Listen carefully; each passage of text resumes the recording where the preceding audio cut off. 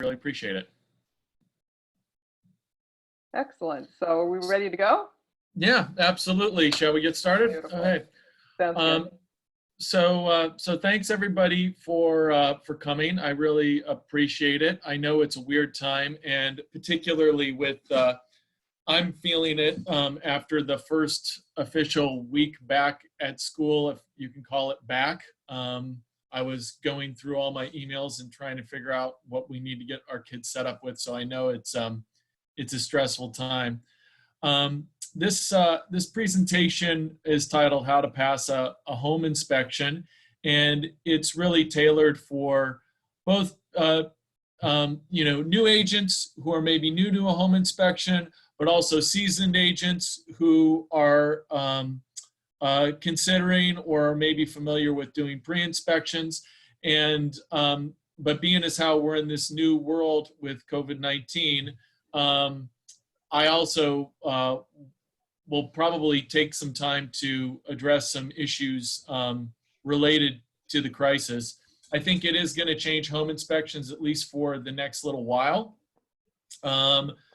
both in the way that pre-inspections, I think, are going to become more popular, or a good strategy for agents as people, sellers and buyers, are maybe a little more reticent about visiting homes. This will be a good tool for you guys to have in your toolbox when you're selling a property, to get a home prepped. So you have the home inspection ready. I anticipate these have always been popular in Toronto, but I anticipate they're going to be more popular in the suburbs than they have been. And then we can also talk about the inspection process and how that might change. That'll kind of be tagged on at the end, how the home inspection process might change in this new world we're living in. For those of you who have attended my presentations in the past, I try to keep it pretty loose. I have an agenda that we'll be going through, but feel free to either pipe up. I'll take some time for people to virtually raise their hands and ask questions, or if you have questions you want to put in the group chat, I'll try to be cognizant of that and answer any questions that you have.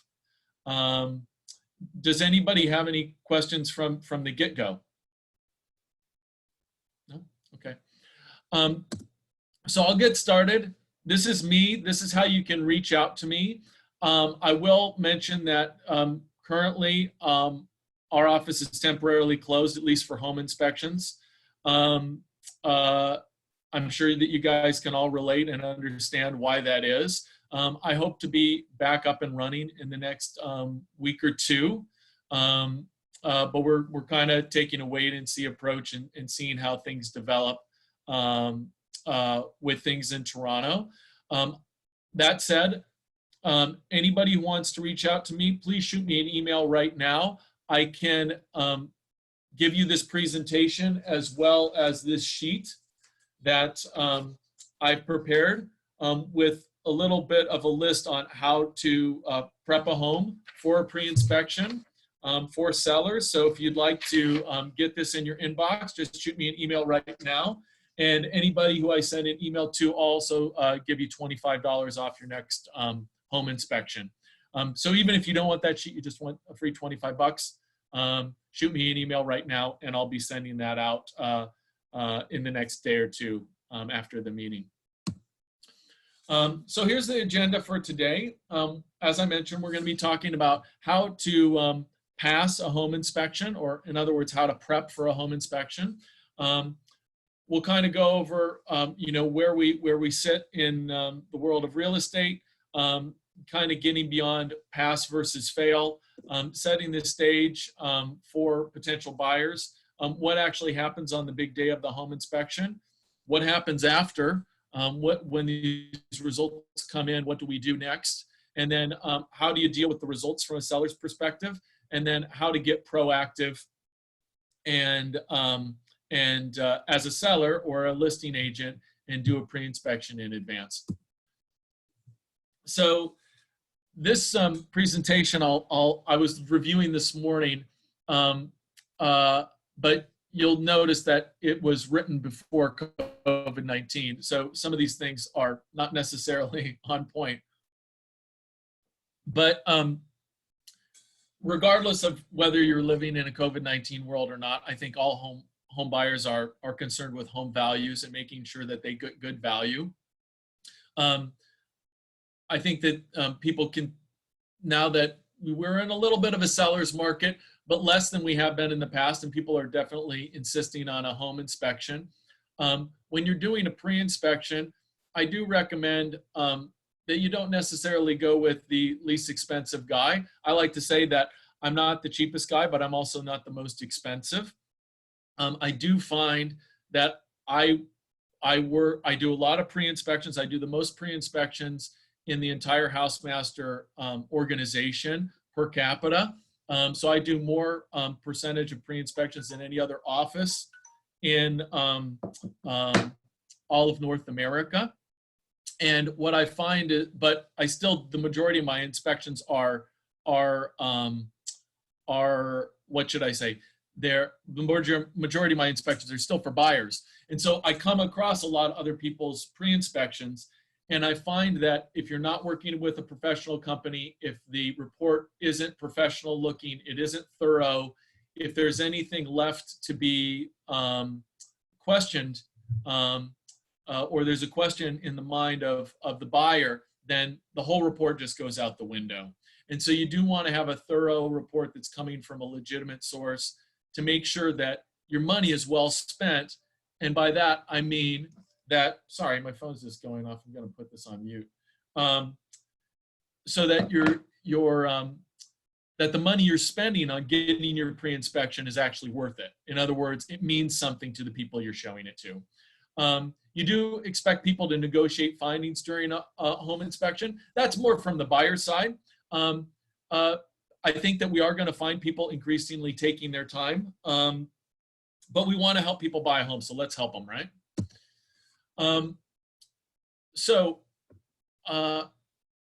No home will pass or fail, so to speak. I like to remind all my buyers when I'm working for buyers that there's no pass or fail per se. No home's all good and no home's all bad. There's no perfect home out there. A home inspection is an assessment of the major elements of the property.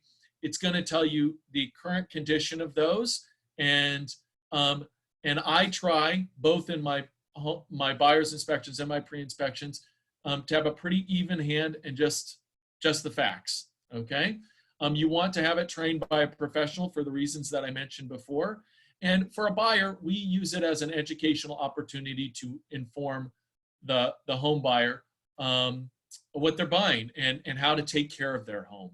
A lot of home buyers, particularly in Toronto, younger people, but also people who've owned a home before.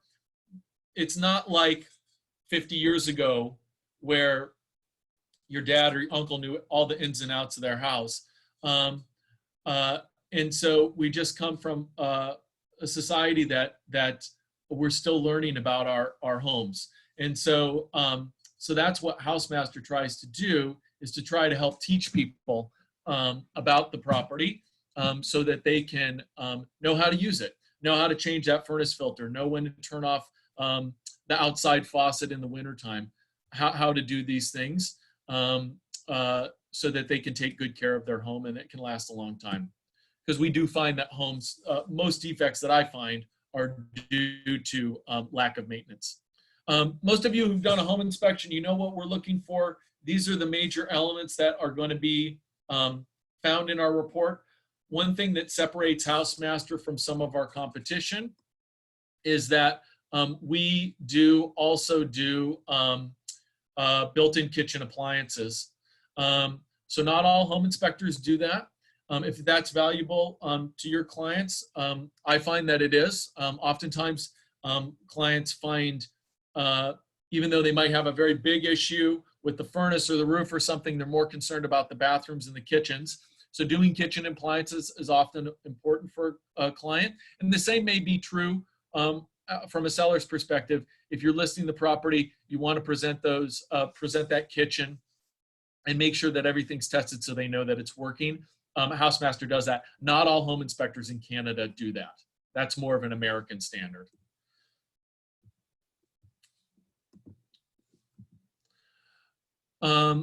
So what can you guys do to set the stage when someone's going to come into your house and do this home inspection?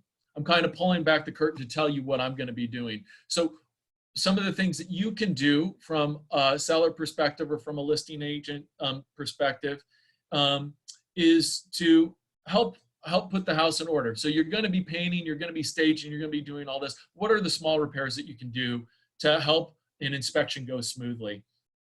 So you can do any of those minor repairs that may be there that are easy for the homeowner to do themselves. So low cost, but it eliminates these small things that wind up in a report. And as I mentioned, I oftentimes find that home buyers are more concerned with the small stuff than they are with the big stuff. So taking care of any broken or damaged doorknobs or missing locks, tidying up the windows, damaged window screens. So many people get so concerned about missing or damaged screens that these are things that are low cost you can do with a trip to Home Depot. Cleaning the rain gutters, making sure downspouts are properly discharging. That's a real big one because oftentimes water in the basement is a direct cause of misdirected downspouts. So for me to show up and find a wet wall in the basement with my moisture meter could be a real black eye on your listing. And if you just would have taken the time to move the downspout away from the foundation, that could that would not get caught and found and put that question in the mind of the buyer. Replacing any burned out bulbs. Again, I'm going to be going through the house. I'm going to be checking a lot of representative number of the switches and the outlets. Sometimes we come across rooms where the lights don't come on. I like to think that it's because the bulb is burned out, and usually I say, hey, 90% of the time it's going to be because of a burned out bulb, but I can't tell you for sure. Home inspectors don't replace all the light bulbs and everything. Let's say it's one light bulb. We can steal one from another part of the house and find it, but we can't do that for every single light bulb in the house. So that can also, if that is going untested, it can leave a question in the mind of the buyer. Having the HVAC equipment serviced and cleaned, replace any filters. I find that most real estate agents do that. It's almost 90%. I go in and the furnace filter is brand new. But that's very good because again, it gives a good impression both to the inspector and the buyer. And removing any stored wood away from the home's foundation. These are just good things so that we can actually assess the foundation properly. But also you shouldn't store that kind of stuff next to the house because it can be a termite issue or wood destroying insect issue, particularly for those of you who are selling houses in the East End and the beaches. You don't want to store wood next to the house. So in addition to, this kind of goes along with that, but also making sure that everything's prepped so I can properly access it. I think that we're going to find when we come out of this COVID-19 break is that there are some homes that have maybe been vacant. Maybe homeowners have shut down parts of the property. So making sure, but even before this was an issue, making sure that the utilities are on, that the homeowner can access attic hatches and crawl spaces. These are all important things for you guys to put in order so that I can do my job and look at everything in a quick and efficient manner, or just at all, so that it can be assessed. And again, it doesn't leave that question mark. If for whatever reason I can't get into the crawl space or the attic because it's blocked or painted shut or some issue like that, or it's just too crowded to get into because the closet is full of things, or the utility room is a big place where people like to store a lot of things while they're staging a house. If you can't get into that utility room to assess the water heater, the furnace, these are all things that could leave a question mark in the mind of the buyer. And inform the inspector of any non-functioning systems. It's very frequent that I go into a kitchen in particular and the dishwasher is not working. An older home that's being sold, they decided, hey, I don't need to change the dishwasher. I'll just wash the dishes by hand. Well, if we're told that in advance, and then I can inform the buyer that I'm doing an inspection for, hey, they informed us that the dishwasher is already broken, so I'm not going to test it. You're going to need to replace the dishwasher. It's not, the greatest news, but they know it, and it's direct, and it's upfront, and there's no surprises. Whereas if I test that broken dishwasher and it leaks all out onto the floor, which happens probably about 1 every 30 times, then that raises this big red flag in the mind of the buyer. So letting people know about non-functioning systems goes a long way to just put all that up front so that people aren't surprised. I like to remind sellers when I'm doing a pre-inspection that the known is always less scary than the unknown. So if you let people know things, then even if they're bad things, even if they're defects, it's a lot better than finding it out later and having been a surprise. Because then people their mind starts to work and they start to think, hey, if they didn't tell me about that, what else didn't they tell me about? That's another reason to do a pre-inspection. What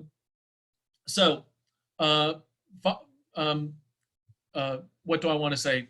Moving along, some other things that you can do.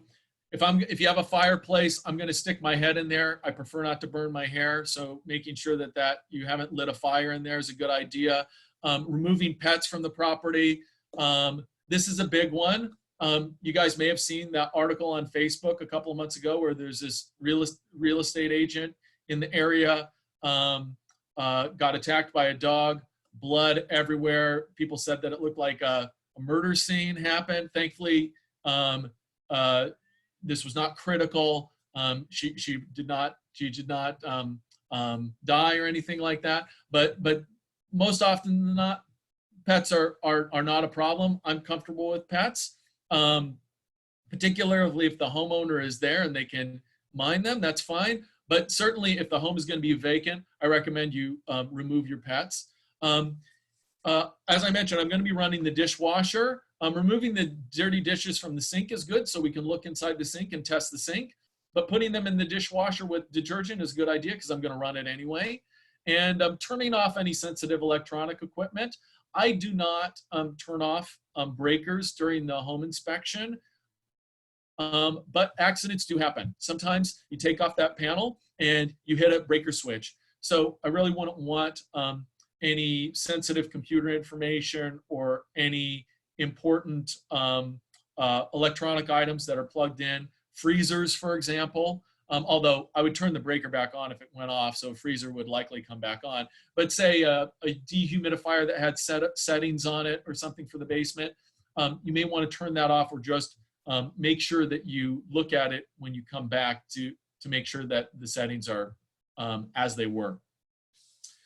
So on the day of the inspection, you want to remove any locks from any gates or fences. Again, I'm going to be looking around the whole property. I want to have access. So making sure people can get in and out is a good thing. This particularly goes with attics and crawl spaces. I do sometimes find attics and crawl spaces that have locks on them. Move any stored items away from the garage or basement walls so we can look in there as best you can. Sometimes you can't do it, but as best you can so we can see it. Clear under cabinet areas in the sink as best you can. Again, so we can look for those leaks that may be there. Remove items that may restrict access to the attic or the crawl space. Make sure electrical panel is accessible, and deactivate any alarm systems. It's only happened once in my career, but one time the police, or actually the fire department showed up. We didn't even know that we set off the alarm. I was with an agent. But deactivate any security alarms or letting the buyer's agent know the code to disengage those alarms is a good idea. So we've done the inspection. Right now I've been talking about from a buyer's perspective, what I'm doing for the buyer. But after the inspection is complete, the inspector will prepare my report. Typically, I deliver this within 24 hours, if not sooner. Oftentimes, I do it same day. I answer any questions from the buyers. The big issues we'll talk about right on site. If the buyer is not able to be present, I will talk with the big issues with the buyer's agent on site. Oftentimes, we may have a phone call. But generally speaking, you're going, as a seller, as a listing agent, you're going to get these results back from the inspection. You're going to get the buyer's feedback. So from a buyer's perspective, or actually from a seller's perspective, when you're providing feedback on the inspection results to your seller, it's important to remind your seller to remain objective, okay? Don't take it personally. All homes have flaws. As I mentioned, there's no perfect home. I do a lot of new construction, and even new construction, there are things that are not perfect or have defects. So remind them of that. Hey, you're going to be getting this. Home inspectors, they're by the book. No home is perfect. Expect problems or expect flaws. Remind them to try not to act rashly. More than any other reason, emotions can oftentimes cause negotiations to break down. And certainly, if you're trying to sell your house, you don't want you to be your own worst enemy, okay? So remind them to just stand back, take this rationally, and then focus on the next steps when you share your response with the buyer, when you respond to the buyer. I'll tell you a good example of a home I did within the past few months. Really nice home up in the, what do I want to say? Up in the Caledon area. And very nice home, new, relatively new construction. It was maybe 10, 15 years old. Big house, really lovely. But I went into the attic and some of the trusses were broken. Okay, this is the structure that actually holds up the roof. Now, I don't think the roof is caving in on this house at all. It stood the test of time to a certain degree. It's 10 or 15 years old, but it does have broken trusses, and those trusses should be repaired so that there aren't any future problems, okay, with the structure of the roof.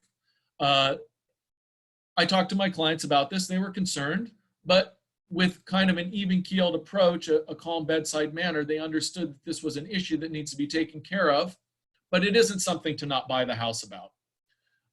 This information was relayed to the seller's agent. I was not privy to the discussion exactly, but this was relayed to me later. But that both the seller's agent and the seller themselves blew up. They were bombastic. They were yelling at the seller's agents. They were making threats. They were upset with me, of course. They claimed that there was no damage, even though I had seen it with my own eyes. I had provided photographic evidence in the report. It wasn't that the buyers were asking for too much. It wasn't even that they were asking for a lot of money, but they were asking for it to be repaired. But because of that response, the deal fell apart and my buyers moved on to another house. This is something that didn't need to happen. As I mentioned, it wasn't a huge issue with the eminent structure of the home. It wasn't a huge expense item, but because of the reaction from the seller, the deal fell apart, okay? So just remind people not to have rationale carry the day and not for them to be their own worst enemy. So we've talked about home inspections from a buyer's perspective. I kind of put on my buyer's hat and told you what I'm looking for and how you can prepare as a seller to get in front of buyers' concerns.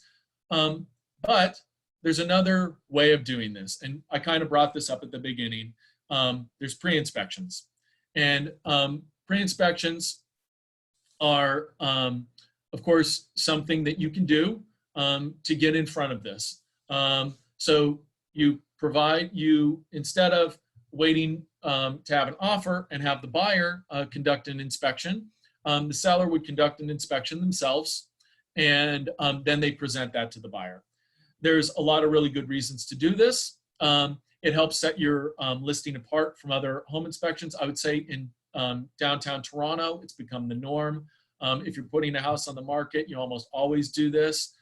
There's some exceptions. If you have maybe a distressed property or something like that, you may not want to. If you're selling an as-is property, it may not be worthwhile.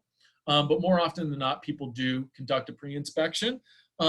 It demonstrates good faith, and it helps identify any potential problems that you may be able to solve or correct before you put the house on the market.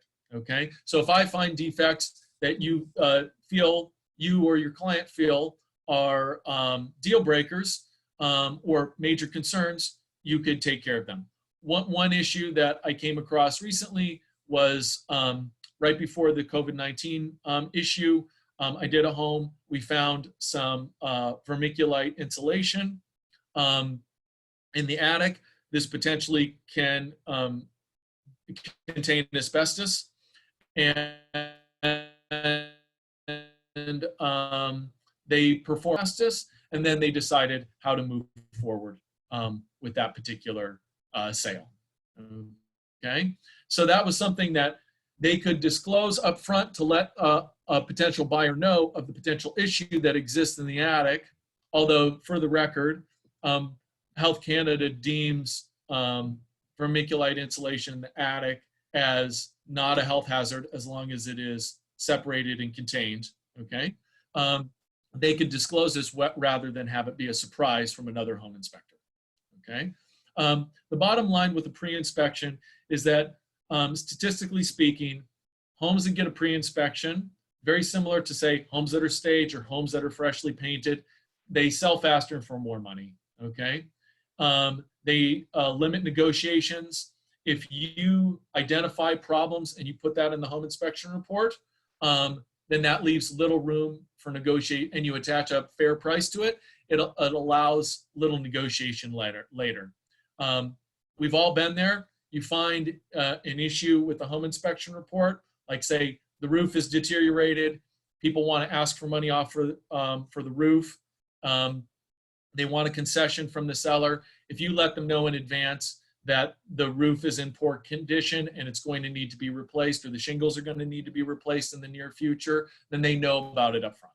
Okay, so it leaves little room for negotiation. Alternatively, you could replace the roof, and then there's little room for them to complain about the roof. That's another way of going about it. So I've already identified many of these points here that deal with a pre-inspection, like what you might do. It helps you. Again, it reassures buyers. It reinforces the reputation of the listing agent. It not only points out some of the major issues, but it also identifies some of the major selling points. Like if you have a new furnace or a new air conditioner or a new roof or a new kitchen, those will be identified in the report. And lastly, it reduces the liability of all parties. So if you have a third party professional home inspector come out and do an inspection on your property, you as a listing agent had a third party sign off on the condition of the home. Presumably, I know more about home systems and assessing defects in homes than you do. So if it wasn't in the home inspection report and it's found out later, a buyer can't come back to you. For the same reason, they can't come back to the seller.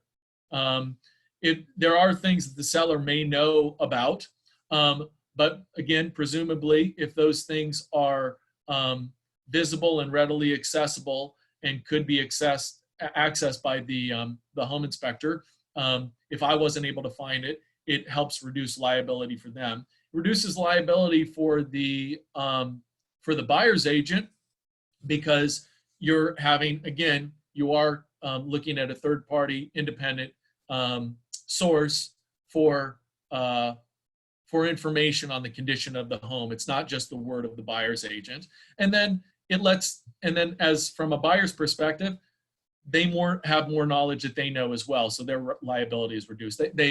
you know, and by that is they're not going to sue themselves, but they can feel safer moving forward with the sale because they know the condition of the home. Okay, there's a few things that HouseMaster does that kind of separates us from our competition, and I will try to, can everybody see me? Wave if you can see me. Yeah, you can see me. Okay, so we provide certain things that go along with our pre-inspection, like we have this binder that comes, so you can print out the home inspection, you can put it in the binder so you can present it at your open house. We have these tent cards that you can put, again, on the coffee table at your open house to let people know. We have yard signs. We have these riders that can go on your realtor sign and just kind of hang beneath it. All right, and then we have the full-blown yard signs that come with a stake, and we put them in the ground, again, to let the neighborhood know not only that the home's for sale, but that it's been pre-inspected, and they can look for that pre-inspection report. They can either that will be at the open house, or you guys can, they can request it and it can be emailed. We provide our home inspections online. They get uploaded to a password protected website. Agents can then download that and share them with a PDF. Alternatively, you can also send them a link if you would like. We will come back for a buyer for half price for a walkthrough. So if there is a buyer who's on the fence, or they just want to hear it from the horse's mouth, they can give me a call and we can set up a pre-inspection or a walkthrough. So I will come back on site and we'll walk through the property for half price. Okay. Again, I guess that I'll just mention that when you get a home inspection done, whether it's a pre-inspection or an inspection for a buyer, you want to work with a recognized company. You want to have that home inspection report mean something. Some of the reasons to work with HouseMaster: we've been in business for 40 years. We have almost 400 locations in North America. Collectively, we've performed over 3 million home inspections. We have a brand name. We're well recognized. I can tell you locally, we've been in the Toronto area for almost 25 years. I've been in business for 4 years, but if you go to my website, if you Google HouseMaster Toronto, you'll see that I have over 140 reviews online. That's one of the most in the GTA. So when people look me up, they know that I'm a well-recognized and reputable home inspector. And we provide a very thorough home inspection report. So that when people actually read it, they feel assured that it was thorough and all the questions were answered and all the defects were identified. As I mentioned, for those who are interested, shoot me an email. I'll share this with you. This is a great resource, the How to Pass a Home Inspection for listing agents who are there, and I'll share that with you. And are there any questions about the home inspection that people might have? You can either type it in the chat, or you can turn off your mic and turn your mic on and let me know. No? Hey, I have a question. Sorry. Yeah. Hi. I'm just wondering, how would a regular home inspection differ from one during this pandemic? Okay. Yeah. Well, that's the next thing I was going to ask. So, there's a couple of things that it's going to differ. So, first and foremost, I'll let you know that they've already developed courses on best practices for how to handle COVID-19. I actually just took this course, and it's through InterNACHI. That's one of the home inspector associations, and I got certified in the safety guidelines for performing a home inspection during COVID-19. So some of the things are a lot of the common sense stuff that we're already doing as agents and citizens, you know, understanding social distancing, keeping our distance, washing our hands frequently, being mindful of disinfecting things, being mindful of high touch surfaces, frequently touched surfaces, that kind of stuff. So a lot of it is common sense things, okay? So in addition to that, it is going to affect the way that home inspections are run.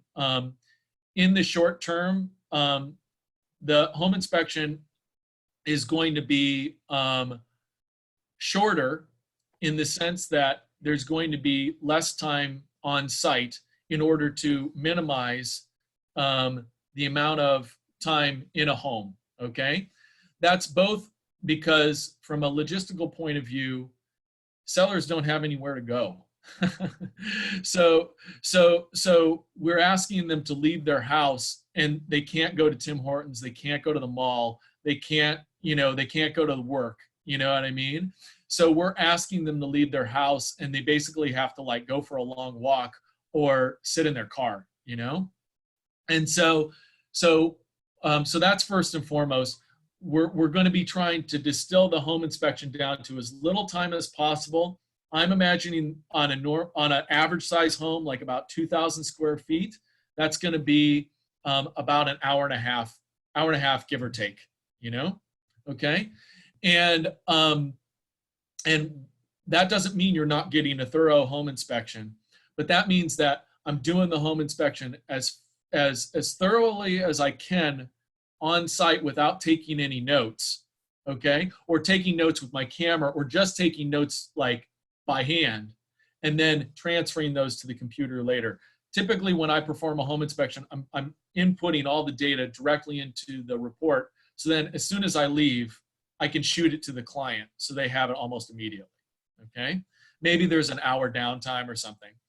But now I'll be doing the inspection shorter and then delivering that report later. And so that 24-hour period that we've discussed, that is going to be closer to that 24-hour period. You conduct the home inspections, you go home, you compile the report, you shoot it off the next day or that night, something like that.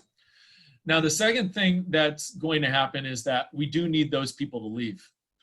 So we want to limit the amount of people in the house for myself as the inspector, but also anybody who's present, okay? So I'm not a licensed realtor, so I still need a licensed realtor to be with me.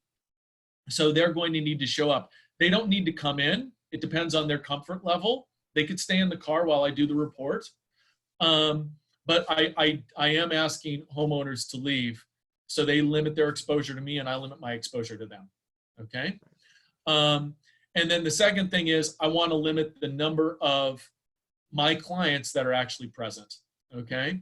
So I would say this is not the time to bring your contractors. This is not the time to bring your kids. I would like to limit it to one buyer. So if it's a husband-wife situation, ideally choose the one who's most comfortable and have them, okay? And then we are going to maintain social distance throughout the home. I would say that basically, unless we're in like the dining room or something where we're keeping that 6 feet distance, one person per room, okay? And again, that's for me and that's for them, all right? Right. Now, additionally, some of the things that I'm doing is when I show up, doing the outside of the house is really easy because I'm not touching much, okay? There aren't a lot of high touch surfaces out there. I don't have to touch a lot. I can maintain social distance. But once I get done doing the outside of the house, I'm going to put on a face mask and I come in, okay? The face mask is for me, but really it's more for everybody else, okay? It's so that if I were asymptomatic, and because if I was sick, I'm not showing up, okay? In fact, anybody who's sick should not be coming, and that's going to happen on the phone call when we make the booking. Agent, are you or your client or the sellers, have they been exhibiting any symptoms? Have they been in contact with any symptoms? Have they traveled within the past 14 days? Well, that would have been my next question about how do you gauge that sort of exposure to it? We have to trust people, but before you can trust, you have to ask the question, right? Yeah. So that's like one of the first questions, And then, like I said, and then we limit it to the number of people who are being present. So I put on the face mask. So like I said, that's as much for me as it is for anybody else. And it's also for my insurance company. Okay. So I put the mask on, and I would say this would be a good thing for realtors as well. It's not about protecting yourself. It's about making sure that you're doing what you can to limit potential exposure to other people. So if you are wearing a mask every time you show up to a showing or a home inspection, and then somebody catches COVID-19 and they say, hey, you were in that house, you can say, hey, I was in that house, but I wore a mask. I wasn't leaving any droplets there. Okay.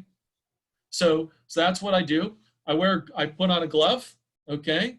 And I go throughout the whole house. Typically, I do my house a little bit differently. It's very difficult to do a home inspection in all gloves all the time. I know some home inspectors are doing it. I don't feel like they can do as thorough a job as I like to do. And what I mean by that is every time I run water, I feel the water so I can feel if it's hot or cold. Mhm. And so it's very difficult to do that with gloves on. And without reinfecting things. So what I do is I put on the glove when I come in. So I'm not bringing things in. And if there's any potential thing, it is on the glove, and it's a disposable glove. So I go through the entire house with disinfectant wipes. I wipe down all the doorknobs and all of the high touch surfaces. So I'm gonna be touching window handles, cupboard handles in the kitchen, the stove buttons and switches, the dishwasher button and switches, all of the sinks and toilet handles and all of that. That's all going to be done with gloves and with disinfectant wipes. So that if I do touch it ungloved at a later time, all the switches, all the light switches, those are being turned on and off with disinfectant wipes. So they're disinfected. So if I do touch those later, with washed, clean hands, that I'm not infecting myself, but I know I'm also not infecting someone else. Right. Okay. So those are probably the biggies. And then after we're leaving, we're disinfecting everything. So computers, phones, tools, cameras, moisture meters, all that stuff is getting disinfected. So if there was anything in there, it's not being brought out and taken to somebody else's house. And anything that is with me is getting disinfected, so it's not getting brought to anybody else's house. Okay. So while I have not exhibited symptoms, I have not had COVID-19. No one in my family has, and the same goes for the other inspectors that work with me.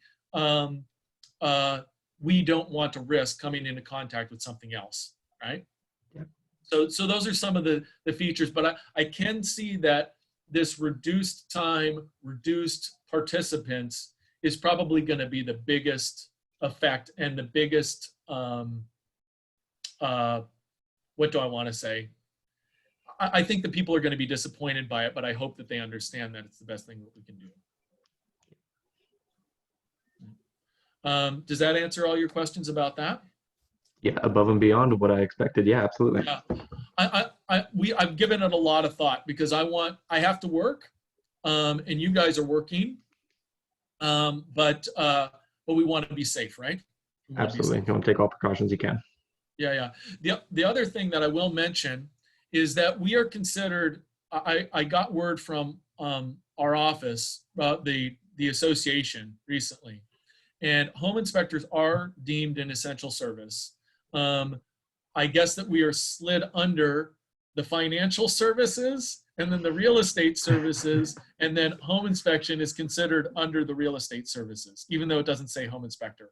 Okay. In fact, real estate agent services. Did you notice that? I did notice that. Yeah. We were number 67 on there. Yeah. So we are considered a real estate agent service. Okay. But very similar to you, this is not business as usual. No. So these are for people who need to buy, who need to sell. If you are calling me for a home maintenance inspection because you are home alone and you're bored and you want to get a jump on things, I would decline that inspection.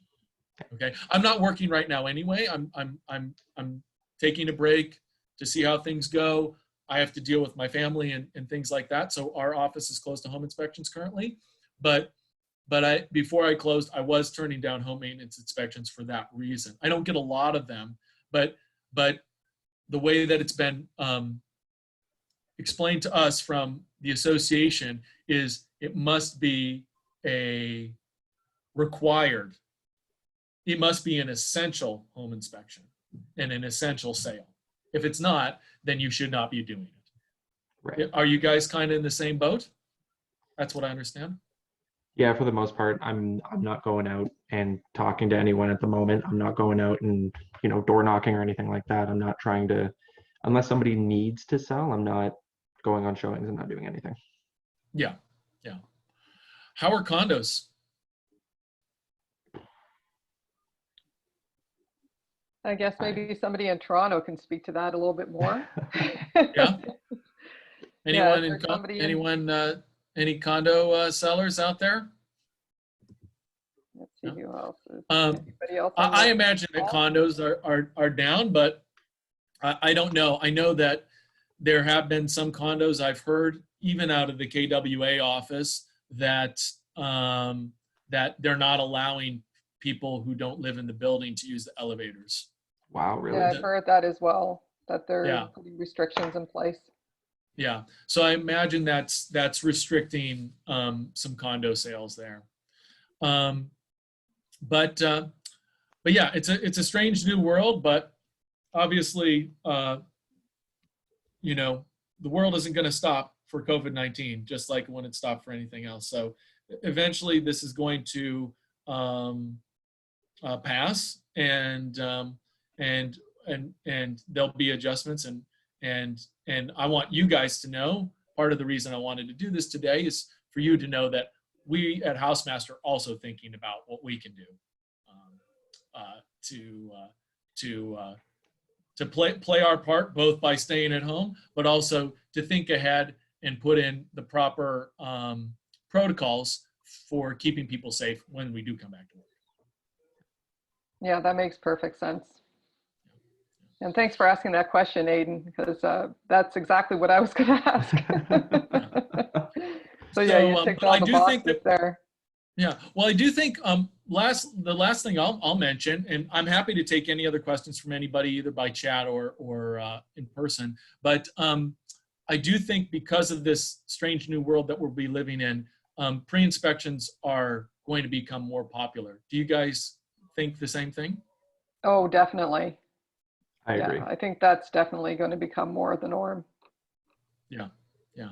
Like we're up in the Barrie area, so it's usually done by the buyers during the conditional period. However, just based on what I'm hearing, that's definitely going to move towards more of a pre-inspection. Yeah. Going forward, yeah. Mm-hmm. I've done pre-inspections in Barrie. I don't do a lot of business in Barrie, and I do, since I'm based in downtown Toronto, I do charge a bit of a premium to come up there. Mm-hmm. But I do have some clients who have come to trust me in Toronto, and then they get the occasional listing up there or something. And I don't think I've ever done a pre-inspection in Barrie, but I have done buyer's inspections in Barrie. I think you're right. I think it will be where it's been really focused in downtown Toronto because it's a seller's market. I think that, and it's not as prominent in, say, Mississauga or Oakville or elsewhere in the GTA. And Barrie, I guess I would include in that. I do think that now it's going to become more popular. I just think there's so much precaution being taken for COVID-19 now that people are going to do pre-inspections just because they don't feel safe without them. Yeah. And I think it's like, and what do you think it's more for the buyers or more for the sellers? For the buyers. For the buyers, 100%. Yeah. Yeah. Because they're going into a stranger's home that's going to be theirs now. Oh, so they're worried about getting COVID-19 after they move in. Potentially. Or even during any step in the process, right? So if that can be eliminated in terms of having things done ahead of time, right? So having Right, because what happens if they can't go and see the house because of the pandemic, right? How are they supposed to cover all their bases if they can't even go and see it? Yeah, yeah. Oh, so because they're buying it sight unseen. yes, Yeah. yeah, people are starting to Has do there been a more. lot of that? There's definitely been a move towards more virtual showings, and there have been virtual offers. In fact, so I've noticed recently in a lot of the broker comments that showings are not allowed unless a conditional offer has been accepted. Oh, really? Yeah. So by having a pre-inspection done, that would make that process a lot easier for the sellers. Yeah, no, yeah, I guess that you're right that particularly if you can't see the house until you put an offer on it, you don't, other than like driving by. Well, What are you supposed to do, right? yeah, and having the homeowners potentially walk through the home with it on video to show what it looks like, and having Yeah. virtual photos uploaded. Well, it's a strange new world, but Mm-hmm. tell me how this works. I'm curious because, home inspectors are loved and hated by real estate agents. And one of the reasons that we're hated is for blowing the deal, so to speak. Okay. And the reason why blowing the deal is bad, there's many reasons why blowing the deal is bad, but one of the reasons for blowing the deal is bad is because when you put it back on the market later, it always takes a hit, right? So what happens when somebody puts a conditional offer on a property just to see it, and then they decide it's not for them and they walk away? Does it take a hit? I don't know that it's going to have the same impact right now. Yeah. Like, to be honest, a lot of people are, if that becomes a new norm, then people will get used to that. And in fact, Yeah. it won't create any stigma. Yeah. I imagine you're right. But yeah, like, because it's contextual. Mm-hmm. Interesting. Yeah, you're not the first one to bring that up. That sounds so strange to me. You have to buy the house before you can see it. Yeah. Have you guys done that yet? Conditionally purchased. No, Yeah. I have not. Yeah. No. How many are conditional periods getting longer? Well, that was an interesting discussion we had in a session yesterday with a lawyer. Mm-hmm. And there was kind of consensus that from a seller perspective, you want to have a shorter closing and you want to get a bigger deposit. From a buyer perspective, you want a lower deposit and a longer closing. Yeah. So we'll have to see what happens, because that's sort of where buyers and sellers are at. And I guess Yeah. it depends on the individual deal. Yeah. But the conditional period itself, like in Toronto, it sometimes can be as low, it can be as short as like 1 day or 3 days or 5 days. 5 days is about as long as I've seen, maybe 7. What's the norm for a conditional period in Barrie? Well, normally it would be 5 to 7 days, usually conditional upon inspection and finance. However, what we're hearing now from a lot of the lawyers and the mortgage brokers is that time needs to be doubled. Yeah, if those like 10 to 14 days. I've heard that now. Yes, just due to the fact, like, getting all the paperwork in, doing things virtually, it takes longer. Yeah, exactly. And no, I've heard that same thing. I've heard that I've heard people have called me and they've said that they have 14 days. They have 2 weeks to get their home inspection, which is the norm in the U.S. My mom's she's a Keller agent in Illinois, and that's the norm, 14 days. It can sometimes be 21 or 30 days in her part of the woods, her neck of the woods. Yeah, so the conditional period will definitely determine, obviously, when the home can close. So that'll be interesting to see. Yeah, interesting. Well, excellent. Well, it's been great talking to you. Thanks for, I always find that I learn as much from these as you guys do. So thank you. No, Thank you. we really appreciate having you on. It's been amazing with the wealth of Yeah. knowledge. Yeah. Terrific, terrific. Well, excellent. Well, like I said, hopefully you have my contact information. If you want to get in touch, you know, you can reach out to me, send me an email. I had that email earlier. I'll get back Yep. to it. And if anybody wants to shoot me an email, I'll be happy to share this this presentation with you. Great. Excellent. Thanks so much. All right. Thanks. Thank Have a you. great Take day. care. Thanks, Michael. Bye-bye. Thanks. So Bye. much. See Thank you you. later.